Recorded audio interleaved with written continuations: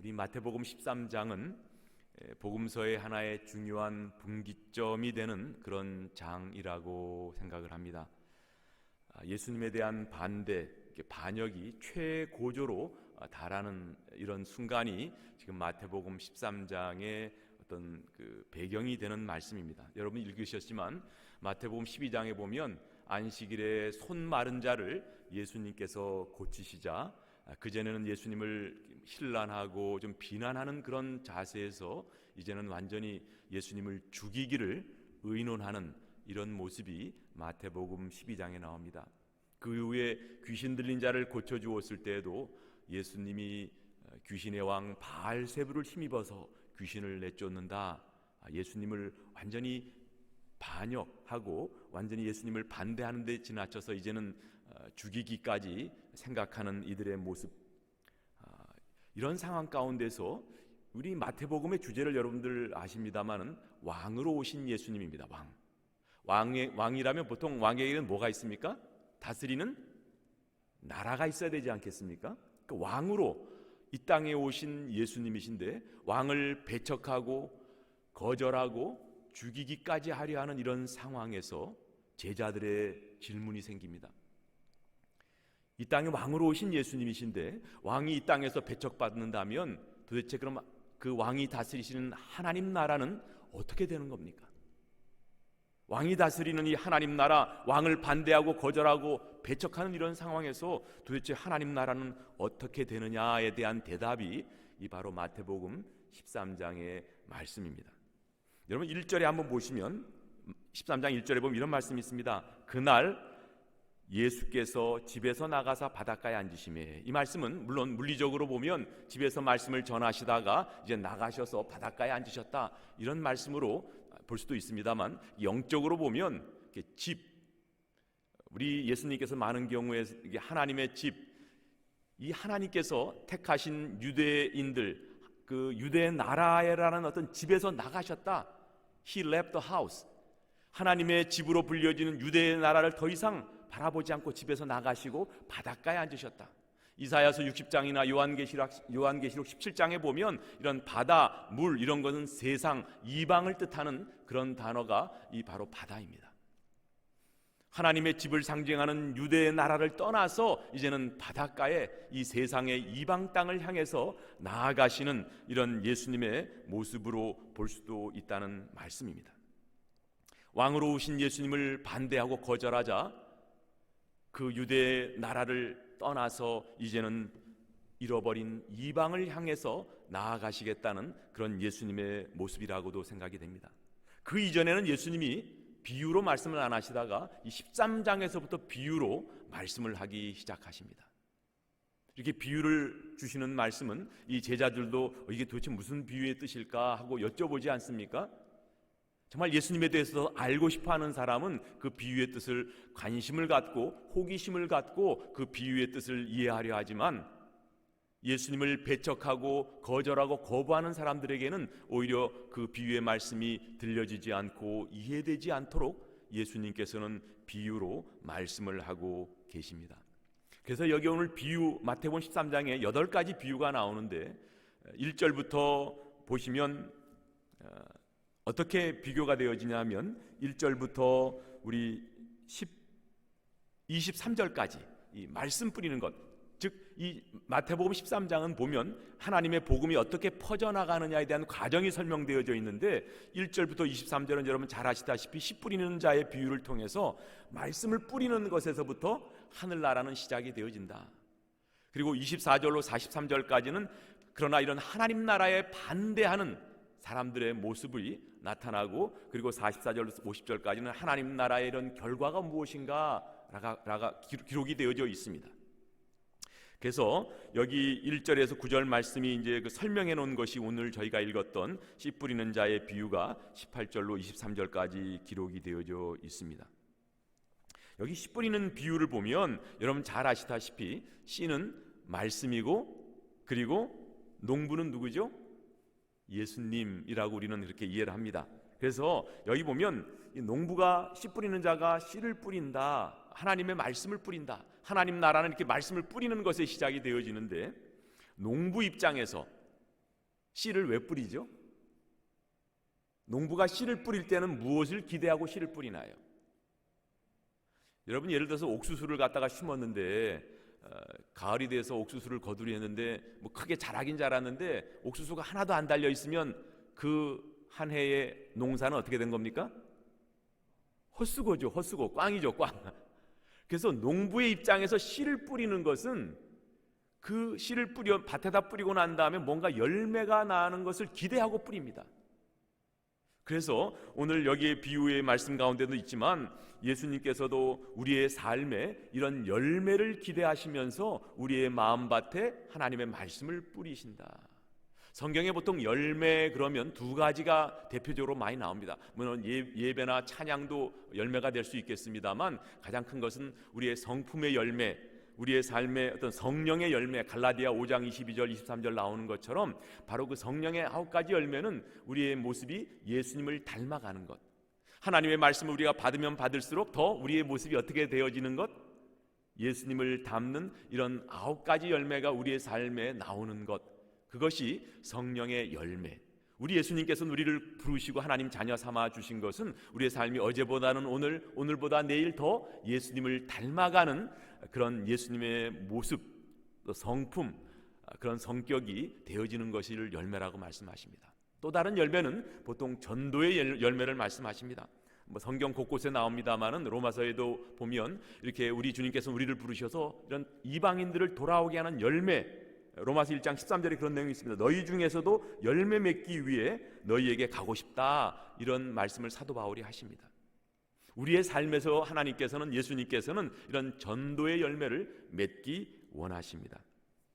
그런데 여기에 보면 이렇게 씨 뿌리는 4가지 비유, 이걸 하나하나 다 설명을 못하겠습니다만 간단하게 과연 이렇게 열매를, 씨 뿌리는 입장에서 보면 열매 맺길 원하시는데 열매 맺지 못하는 땅 3가지, 그리고 열매 맺는 땅 1가지에 대한 말씀이 있는데, 특별히 이 19절에 보면 길가에 뿌려진 자 한번 읽어볼까요? 길가 19절 읽습니다. 시작. 아무나 천국 말씀을 듣고 깨닫지 못할 때는 악한 자가 와서 그 마음에 뿌려진 것을 빼앗나니 이는 곧 길가에 뿌려진 자요. 여기에 길가에 길가 아시다시피 굳고 단단해서 씨를 뿌려도 새가 쪼아먹는다, 이렇게 말씀하지 않습니까? 그래서 씨를 뿌렸던 흔적도 없어지는, 말씀을 들어도 흔적이 남지 않는 그런 사람의 모습을 말씀합니다. 여기서 악한 자는 사탄이라고 예수님 말씀하시죠. 그래서 우리가 예배를 드리다가 이렇게 설교를 들었는데 전혀 이렇게 예배만 시작이 되면, 설교가 시작이 되면 이렇게 조시는 분들이 계시죠. 물론 그런 경우는 설교자의 문제도 있을 수 있겠습니다만 이 마귀가 우리의 마음 가운데 그런 말씀이 들어오지 못하도록 이렇게 말씀을 빼앗아가는 그런 대표적인 모습이라고 생각을 합니다. 설교를 들었는데 오늘 하나도 생각이 안 나는 이런 적이 혹시 없으셨는지 모르겠습니다. 저만 그런 것 같습니다. 하여튼 이렇게 하나님의 말씀이 길가와 같아서 그 말씀이 우리의 마음 가운데 들어오지 않는 이런 상황, 이런 사람들은 도대체 열매 맺을 가능성이 없는 것인가? 여기 19절 말씀 꼭 자세히 보면요, 악한 자가 와서 그 마음에 뿌려진 것을 빼앗는다. 여기 뿌려진 것을 빼앗는다, 뿌려졌다는 것을 보면요, 그냥 단순 과거가 아니라 현재 완료로 쓰여져 있습니다. 즉 이미 뿌려졌는데 어느 시점 지나다가 새가 그것을 쪼아 먹었다, 이런 의미입니다. 즉 하나님의 말씀이 어떤 때는 안 들릴 때도 있지만 가끔 우리의 마음 가운데 그 말씀이 감동으로 올 때가 있다는 거예요. 참 그 말씀 들으니까 나 예수님 믿어야 되겠네. 그 말씀 듣고 내가 한번 이렇게 순종해 봐야 되겠네. 이런 감동이 우리 마음 가운데 올 수 있다는 것입니다. 그렇기 때문에 바로 이런 감동이 올 때 즉시 순종하는 것이 중요하다. 길가에 뿌려진 씨앗과 같이 되지 않으려면 같이 한번 해보시죠. 감동이 오면 즉시 순종한다. 예배를 드리다가 하나님 말씀을 들을 때 뭔가 감동이 오면 그거 오늘 해야 되겠다. 여러분들의 여백에다가 오늘 이것을 한번 하겠습니다, 글씨를 쓰든지 내 온 감동을 하나님 앞에 결단하는 이런 것이 매우 중요하다는 것입니다. 그래서 1년을 지나다가 목사님 말씀 52주 듣는데 한 번도 내 삶의 어떤 재헌신의 어떤 생각을 하지 않는다면 문제가 있다고 생각을 합니다. 말씀을 통해서 뭔가 나를 다시 한번 재헌신하겠다. 전도도 마찬가지입니다. 어떤 사람에게 말씀을 전하다가 성령 하나님께서 우리 마음 가운데 감동을 주셔서 전도, 복음을 전하라고 하는데 미적대고 내가 이렇게 한다고 좀 될까? 뭐 상황과 형편이 아닌 것 같은데, 이렇게 그냥 그 시간이 지나고 나면 복음을 전하지 못하는 그런 예가 저에게도 있었음을 고백을 합니다. 하나님의 말씀이 우리 밭에, 사람의 마음의 밭에 떨어질 때 어떤 감동이 오면 즉시 순종하라는 그런 교훈이 바로 이 길가에 떨어진 씨앗의 교훈이라고 생각을 합니다. 두 번째 밭은 20절 21절 한번 읽어볼까요? 돌밭에 뿌려졌다는 것은 말씀을 듣고 즉시 기쁨으로 받되 그 속에 뿌리가 없어 잠시 견디다가 말씀으로 말미암아 환난 박해가 일어날 때는 곧 넘어지는 자요. 겉에 흙이 있어서 씨가 뿌려졌을 때 뿌리가 조금 내려가지만 그 아래 바위가 있고 돌이 있어서 더 이상 뿌리가 깊이 내리쬐지 못하는, 그래서 햇빛이 쬐면 말라 죽는 그런 모습이 돌밭의 모습으로 나옵니다. 교회는 처음 나오면 너무 좋다고, 이렇게 나를 사랑해 주는 사람이 많고 너무 좋아요. 예수님이 날 그렇게 사랑해 주셨다니 나 예수님 믿을래요. 예수님을 영접하시고 또 침례까지 받고 침례 간증까지 한 사람인데 조금 시간이 지나니까 교회 안 보여요. 왜 그런가 봤더니 제 남편이 반대를 하고 교회 나가면 그냥 매일 싸움이 일어나고 이러니까 교회 못 나갈 것 같아요. 교회 좀 나갔더니 목장에 좀 이렇게 좀 관계가 안 좋아지고 갈등이 생겨서 그냥 교회 나가고 싶지 않아요. 어려움이나 힘든 일이 생기면 처음엔 그렇게 막 좋아하다가 그만 교회를 떠나는 사람들, 목장을 떠나는 사람들 여러분들 주위에서 보고 계시지 않습니까?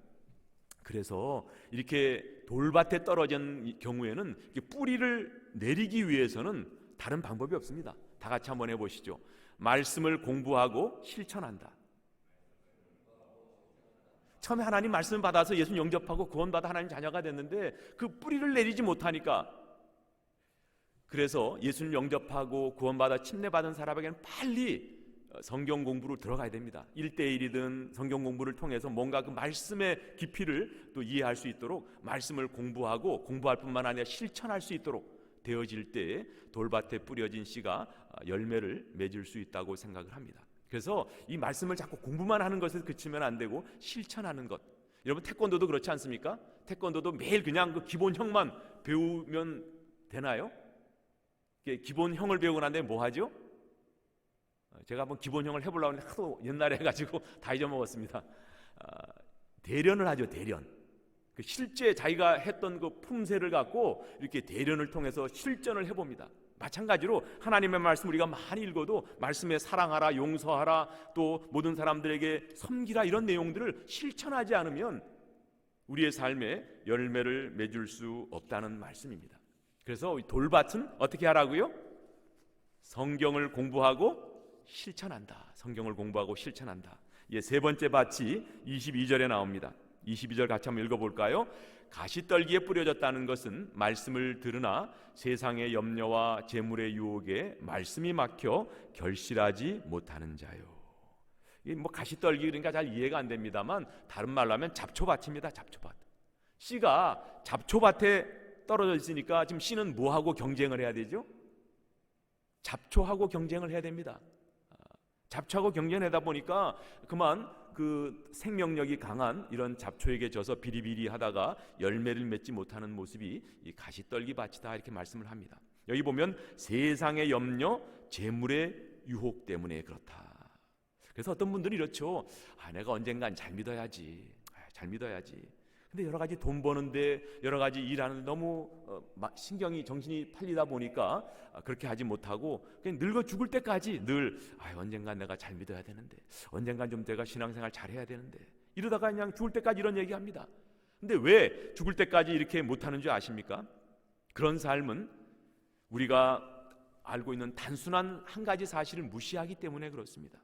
우리의 인생에는 우리의 에너지와 시간은 한계가 있고 끝이 있다는 겁니다. 우리의 시간과 에너지가 늘 지금 우리가 갖고 있는 것과 같지 않다는 것이에요. 너무 세상 일에 관심, 에너지, 시간을 다 빼앗기다 보니까 신앙생활은 늘 뒤처지고 우선순위에서 멀어지는 이런 모습을 봅니다. 그래서 이런 가시떨기 밭에서 열매를 맺기 위해서는 다 같이 하늘나라와 그 의에 우선을 둔다. 아침 일찍 일어나자마자 다른 일 하기 전에 먼저 무릎 꿇고 하나님 오늘 지난밤 지켜주셔서 감사하고 오늘 하루 성령 충만하게 살게 도와주세요. 먼저 무릎 꿇고 기도하는 습관, 그리고 No Bible, No Breakfast, NB. 내가 정말 아침밥은 성경 안 읽으면 아침밥 안 먹는다. 그럼 어떤 사람도 그러더라고요. 나 아침밥 안 먹는데요. 그럼 점심때까지 계셔야 됩니다. 그러니까 내가 내 입에 밥이 들어가기 전에는, 말씀을 보기 전에는 내 입에 음식이 들어가지 않는다. 이런 마음을 갖고 먼저 내 삶의 우선순위를 갖고 살아가는 것이 중요하다는 것입니다. 어떻게 세상 일을 다 하면서 열매를 맺으려니 열매가 맺혀질 수가 없습니다. 잘 아시다시피 마태복음 6장 33절 너희는 먼저 그 나라와 그 의를 구하라 그리하면 우리의 모든 필요를 채워주시겠다고 예수님께서 약속해 주셨습니다. 그래서 우리가 먼저 하나님 나라 일을 먼저 하고 그 의를 구하다 보면 내가 6시간 걸려 할 일이 몇 시간 걸려요? 1시간, 2시간이면 끝나는 겁니다. 내가 해결되지 않은 염려, 문제가 있는데 하나님 앞에 것을 우선순위를 세우고 하나님 앞에 기도했더니 영감을 주시고 그 문제 해결을 해주시는 이런 경험을 하시는 분들이 계실 겁니다. 바로 이렇게 가시떨기밭의 문제를 해결하기 위해서는 우리의 우선순위를 갖고 살아가는 것이 중요하다는 것입니다. 여기서 보면 그 후에는 이제 23절에는 좋은 땅에 뿌려졌다는 말씀이 있는데 이 4가지 땅의 중에서 3가지가 열매 맺지 못한다는 사실을 이렇게 돌아보면 상당히 제자들이 그 얘기를 들었을 때 상당히 쇼킹했을 것 같아요. 물론 이 말씀은 제자들이 나가서 전도할 때 이런 여러 종류의 사람들을 만난다. 어떤 사람은 길가 같은 마음을 가진 그런 사람도 있고, 어떤 사람은 이런 돌밭과 같은 마음을 가진 사람도 있고, 어떤 사람은 가시덤불과 같은 그런 사람도 있다. 그렇지만 좋은 맛도 있다. 적어도 우리가 4명에게 전도하면 1명 정도는, 3명은 그럴 수 있다. 너무 낙담하지 말아라. 이런 의미로 예수님께서 이런 비유를 주셨다고도 생각을 합니다. 또 다른 한편으로는 우리의 마음 자체도 이런 4가지 마음이 공존해 있을 수 있다라는 그런 교훈으로도 받기 원합니다. 우리의 밭이 어떤 때는 길가 같을 때도 있고요, 어떤 때는 돌밭 같을 때도 있고, 어떤 때는 가시떨기밭, 또 좋은 밭 같을 수도 있다는 거예요. 그렇기 때문에 이건 늘 열매 맺는 좋은 땅이 되기 위해서는 어떻게 하자? 아까 말씀처럼 늘 감동이 올 때는 어떻게 해라? 순종해라. 주일날 목사님 말씀을 통해서 뭔가 마음에 감동이 오면 바로 그것을 여백에다 써서 순종하는 사람. 그리고 우리가 뿌리가 깊이 내려서 열매를 맺기 위해서는 늘 성경 말씀을 공부하고 실천하는 모습. 그리고 우리 늘 삶의 우선순위를 세우는 것, 하나님 나라와 그 일을 가장 앞에 우선순위로 두고 살아갈 때 우리의 삶에 열매를 맺을 수 있다라는 말씀이 이 씨 뿌리는 자의 비유의 교훈이라고 생각을 합니다. 그런데 그 말씀 뒤에 계속 보면 이 사탄은 여러 가지 방법으로 이 하나님의 말씀, 씨앗인 하나님의 말씀을 빼앗으려 하는데, 이것이 잘 안 될 때, 말씀의 씨앗을 빼앗으려는 것이 잘 안 될 때 다른 방법을 사용하는데, 그것이 오늘 24절부터 나오는 가라지 비유입니다. 24절 한번 읽어볼까요? 예수께서 그들 앞에 또 비유를 들어 이르시되 천국은 좋은 씨를 제 밭에 뿌린 사람과 같다. 근데 여러분, 여기서 이 가라지 비유에서 한 가지 좀 차이가 있습니다. 앞에 씨 뿌리는 자의 비유와 가라지의 비유에서 차이가 있는데, 그것은 뭐냐 하면 씨 뿌리는 자의 비유에서는 씨가 하나님 말씀이라고 그랬죠. 그런데 가라지 비유에서는 씨가 그 뒤에 이 설명하는 예수님의 말씀 보면 천국의 아들로 설명을 하고 있습니다. 그리고 씨 뿌리는 자의 비유에서는 밭을 사람의 마음이라고 이야기합니다만, 가라지 비유에서는 세상이라고 나옵니다. 즉, 이 씨 뿌리는 자의 비유에서는 하나님 나라는 처음은 이 하나님의 말씀을 뿌리는, 우리 사람들의 마음에 뿌리는 것에 시작이 되었는데, 그것을 이제 사탄이 하나님 말씀을 빼앗는 것이 안 되다 보니까 이제 그 가라지의 비유를 통해서 하나님께서도 이 땅에 이 세상의 천국의 아들들을 뿌려 놓으신다는 거예요. 세상 곳곳에 하나님의 일, 하나님의 사역을 감당할 하나님의 자녀들, 참된 크리스찬들을 이 세상 가운데 뿌려 놓으니까 사탄도 어떻게 한다는 거예요? 23절 어떻게 나오죠? 25절 사람들이 잘 때에 그 원수가 와서 곡식 가운데 가라지를 덧뿌리고 갔다. 여기서 가라지를 뿌렸다는 것은 뒤에도 나옵니다만은 그 뒤에 48절 나오죠? 잠깐 뒤에 보겠습니다. 13장 보면 13장 39절 보면 가라지를 뿌린 원수는 마귀요 추수때는 세상 끝이요 추수꾼은 천사들이다. 그 앞에 38절 보면 가라지는 악한 자의 아들들이다. 즉 우리 예수님께서 이렇게 세상 가운데 올바른 그리고 참된 크리스찬들을 심어 놓으면 또 마귀도 이런 마귀의 아들들을 뿌려 놓는다는 것입니다. 그래서 하나님 나라는 아직 이 땅 가운데 완전히 도래하지 않았기 때문에 우리가 교회 내에서도 이렇게 참된 크리스찬이 있는가 하면 이런 마귀가 뿌려놓은 이런 악한 자의 아들들도 있다는 것입니다. 그리고 이 세상 가운데도 그렇다는 것을 말씀하고 있습니다.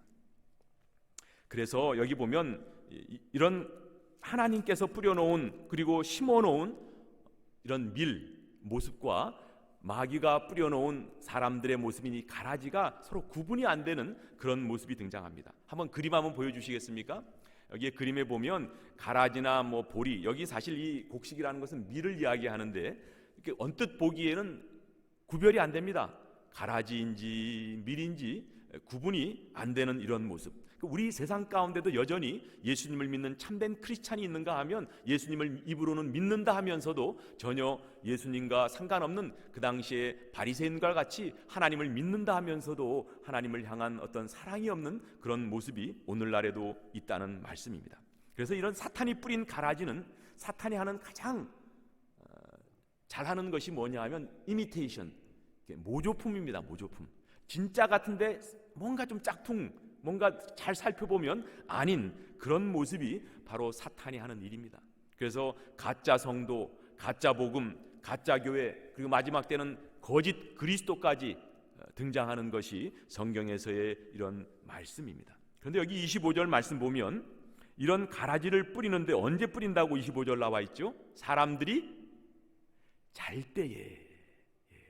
사람들이 잘 때에 원수가 와서 그 곡식 좋은 사람들 옆에다 가라지를, 하나님을 믿지 않는 이런 사람들을 뿌려놓고 간다. 그래서 이런 가짜 모조품들이 이런 참된 교제하는 이런 성도들 가운데 들어와서 피해를 주지 않도록 우리가 늘 깨어있는 것이 중요하다는 말씀입니다. 성경 베드로후서 2장이나 거짓 선지자, 또 요한일서 4장에 보면 세상에 속한 자가, 즉 예수를 신하지 않는 적그리스도의 영이 교회 안에 들어와서 교회에 피해를 주지 않도록 이렇게 조심하라는 말씀이 나옵니다. 그래서 우리가 자지 않도록, 이 슬리핑 처치가 되지 않도록 늘 깨어 기도하는 것이 얼마나 중요한가. 그런데 이렇게 가라지가 난 것을 보고 뭐라고 27절에 종들이 주님한테 또 주인한테 얘기하죠? 주여, 밭에 좋은 씨를 뿌리지 아니하였습니까? 그런데 가라지가 어디에서 생겼습니까? 주인이 이르되 원수가 이렇게 하였구나. 종들이 말하되 그러면 우리가 가서 이것을 뽑기를 원하십니까? 이렇게 질문합니다. 그랬더니 뭐라고 주인이 말씀하시죠?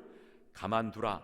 가라지를 뽑다가 곡식까지 뽑을까 염려하노라. 자, 우리 하나님께서는 이렇게 악인들, 이 땅 가운데서도 이렇게 올바르지 못한 모조품, 가짜 이런 사람들을 그냥 다 뽑아가면 될 텐데, 없애면 될 텐데 왜 이렇게 내버려 두실까? 이런 질문을 많이 하죠. 이 세상 가운데 왜 이렇게 악인들이 아직도 이렇게 많이 있는가? 근데 오늘 주님의 말씀을 보면 예수님께서 왜 그들을 그냥 두라 말씀하셨냐 하면 다 같이 한번 해보시죠. 의인 때문에 악인을 내버려 두신다. 그 악인을 제거하려다 보면 의인이 피해를 입고 다칠 수 있기 때문에 그냥 그 가라지를 내버려 두신다. 여기에 보면 또 그와 함께 의인도 다칠 수 있지만 가라지를 뽑다가 그러니까 다른 사람들까지 그 뿌리가 엉켜서 잘못하면 그 밀까지 제거하기 때문에 그렇다는 것이죠. 말씀드린 대로 하나님 나라는 이렇게 가짜와 진짜, 그리고 참과 거짓이 섞여 있습니다. 근데 악하다고 그 사람을 죽이면 거기에 같이 묶여있는 다른 선한 사람들까지 피해와 고통과 어려움을 겪을 수가 있다는 것이죠. 어떤 나라가 악하다고 그 나라 사람들 다 죽이면 선인들도 다 같이 고통을 받고 죽임을 당할 수 있기 때문에 그렇습니다. 우리들은 교회에서도 우리 교회가 정말 거룩한 사람들만이 모인 그런 교회가 되었으면 좋겠다. 이 모든 사회가 정의가 지배하는 그런 사회, 그런 나라가 되었으면 좋겠다. 여러분, 꿈은 좋지만 이 세상에서는 그런 일이 이루어지지 않습니다. 매우 그 나이브한 생각인데, 우리가 가라지 틈에서 살면서 우리는 오히려 이 어떻게 하면 강인한 성도로, 이런 잘못된 짝퉁과 모조품 가운데서 어떻게 우리의 올바른 신앙을 지켜나갈 것인가를 우리가 고민해야지, 주위에 날 싫어하는 사람, 내가 좀 미워하는 사람, 이런 방해 요인에 대해서 우리가 마음 쓰고 저 사람 좀 없어졌으면 좋겠어, 이런 생각까지 가지면 안 된다는 것입니다.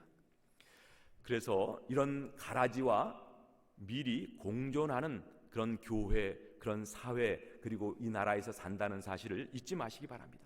그렇지만 하나님께서 그런 가라지를 그냥 두시나요? 계속 두시지 않습니다. 30절에 보면 둘 다 추수 때까지 함께 자라게 두라. 추수 때에 내가 추수꾼에게 말하기를 가라지는 먼저 거두어 불사르게 단으로 묶고 곡식은 모아 내 곡간에 넣으라 하리라. 가라지의 운명은 불사름입니다. 그 뒤에 42절 말씀에 보면 풀무불에 던져 넣으리니 거기서 울며 이를 갈게 된다. 가라지의 운명은 풀무불, 지옥불 속에 던져져 거기서 울며 이를 간다고 말씀하십니다. 그러나 의인 어떻게 한다고 말씀하시죠? 그때 의인들은 자기 아버지 나라의 해와 같이 빛나리라. 즉 곡간에 들여서 하나님 나라에서 해와 같이 빛나는 이런 삶을 약속해 주고 계십니다. 그래서 우리는 악인이나 안 믿는 사람, 너무 잘 된다고, 잘 나간다고 부러워할 필요가 없습니다. 또 분노를 느낄 필요도 없습니다. 우리의 마음 가운데는 오히려 그들을 긍휼의 마음, 불쌍히 여기는 이런 마음을 갖는 것이 중요하다고 생각을 합니다. 구원받지 못한 사람이 아무리 잘 나가고 그 집이 떵떵거리고 산다 할지라도 그들을 부러워할 필요가 없다는 것입니다. 작년에 한 해에도 보면 니만 마커스나 제시펜 이런 큰 회사들이 막 다 뱅크럽트 당하지 않았습니까? 파산을 했는데, 여러분 생각해 보십시오. 어떤 분이 그래도 좀 주가가 올라간다고 그런 파산당한 회사의 주식을 사고 돈이 좀 벌었다고 좋은 집 사고 좋은 차 타고 살아가는 그 모습을 보면, 끝을 보면 우리가 어떤 생각이 들어요? 저 사람 지금 어떻게 해달라고, 참 너무 불쌍하다, 이런 생각 들지 않겠습니까? 똑같아요. 아무리 지금 잘 나가고 모든 것이 잘 풀리는 것 같지만 결국에 그들의 끝은 풀무불에 던져져서 이를 갈며 슬피 운다고 그랬는데, 그래서 우리는 이제 그런 사람들을 보면 너무 우리 마음 가운데 긍휼의 마음을 갖고 그들을 향해서 우리가 전도해야 된다고 생각을 합니다. 그래서 예수님이 안 뽑으시는 이유가 아까 말씀드린 대로 의인이 다치지 않도록 안 뽑기도 하지만 그들이 다시 회개하고 돌아올 기회를 주시기 때문에 우리 하나님께서 가라지를 뽑지 않는다고도 생각을 합니다. 베드로후서 3장 9절 하반부에 보면 같이 한번 읽어볼까요? 시작. 오직 주께서는 너희를 대하여 오래 참으사 아무도 멸망하지 아니하고 다 회개하기에 이르기를 원하시느니라. 여러분, 우리도 잘못할 때마다 하나님께서 사람을 다 이렇게 퍽퍽 죽이신다면 아마 이 자리에 남아있을 사람 아무도 없을 것 같아요. 아마 저도 지금 그렇게 하나님이 하셨다면 아마 지금 지옥에 가 있을 것 같아요. 하나님께서 지금도 이렇게 참아주시는 모습을 보면 우리 둘레에 가라지와 같은 사람이 우리 교회도 있을 수 있고, 이 세상 가운데 믿지 않는 이런 사람들이 있다 할지라도 그들을 멸망하기를 위하여 간구하기보다는 그를 긍휼히 여기고 불쌍히 여겨서 그를 위해서 기도하는 우리 모두가 되었으면 좋겠습니다. 저는 오늘 말씀을 준비하다가 매일 이제 기도할 때에 하나님, 저 북한 김정은을 하나님 손에 올려드립니다. 주님 판단하셔서 이렇게 어찌 보면 약간 심판해달라는 그런 기도를 했었는데, 그렇지 않다. 하나님께서는 저 김정은도 회개하고 돌아오기를 원하시지 않을까, 그런 생각을 했습니다. 그래서 하나님께서 길이 오래 참으시는 그 하나님의 그 어떤 마음을 기억하면서 긍휼의 마음을 갖고 복음을 전해야 되겠다, 그런 생각을 했습니다. 오늘 말씀을 결론짓고 적용하기 원합니다. 씨를 뿌리는 것은 열매를 맺기 위한 목적이 있습니다. 처음에 씨 뿌리는 자의 비유도 우리의 삶에 이런 열매 맺는 삶을 살기를 원하시고, 또 가라지의 비유에서도 우리를 하나님께 열매를 맺기 원하는 것에 우리를 심어 놓으시고 우리를 뿌려 놓으셨다는 거예요. 내 삶의 현장이 바로 열매를 맺게 하기 위해서 나를 뿌려 놓으신 장소라는 사실을 잊지 말기를 바랍니다. 이렇게 열매 맺는 삶을 살기 위해서 첫 번째, 쫓아서 한번 해보시죠. 감순성실하며 하우선하자. 다시 한번, 감순성실하며 하우선하자. 감동이 오면 순종하고 성경을 읽고 실천하며 하나님을 최우선으로 살아간 이런 삶을 살 때 우리는 열매 맺는 삶, 좋은 밭으로 이런 삶을 살 수 있다고 생각을 합니다. 감순 성실하며 하우선하자. 두 번째 같이 읽습니다. 시작. 가라지 원망 말고 긍휼 품고 전도하자. 우리 둘레 가라지 같은 사람이 있을 수 있습니다. 우리 사회에서, 내가 일하는 직장에서, 혹은 교회에서, 목장에서까지도 그런 분들이 있을 수 있는데, 그런 사람들을 미워하거나 원망하지 말고 그들을 불쌍히 여기는 예수님의 그런 compassionate heart, 그런 긍휼의 마음을 갖고 그들에게 하나님의 말씀을 전하고 하나님의 말씀 가운데 세워질 수 있도록 우리가 섬기는 이런 삶을 감당할 수 있는 저와 우리 모두가 되시기를 예수님 이름으로 축복합니다. 아멘. 같이 한번 기도하시겠습니다.